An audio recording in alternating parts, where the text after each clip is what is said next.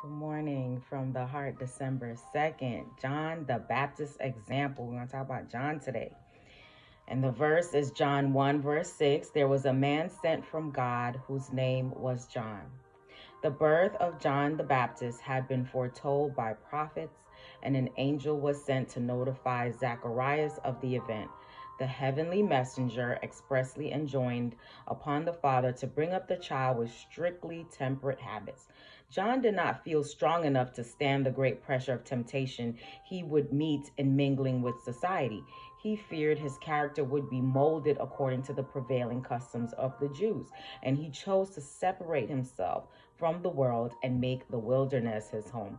So far from being lonely, gloomy, or morose, he enjoyed his life of simplicity and retirement. Must have the gift of singleness. And his temperate habits kept all his senses unperverted.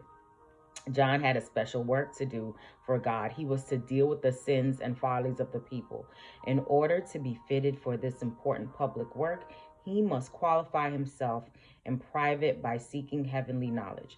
He must meditate and pray, and by studying, become acquainted with the prophecies and the will of God. Away from the busy world, whose cares and alluring pleasures would divert his mind and pervert his thoughts and imaginings, he was shut up with God and nature.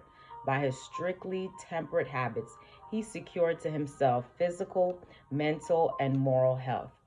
John accustomed himself to privations and hardships that he might be able to stand among the people as unmoved by circumstances as the rocks and mountains of the wilderness that had surrounded him for 30 years. A great work was before him, and it was necessary that he should form a character that would not be swerved from right and duty by any surrounding influence.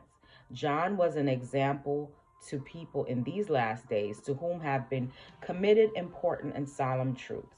God would have them temperate in all things. He would have them see the necessity for the denial of appetite, for keeping their passions under the control of reason.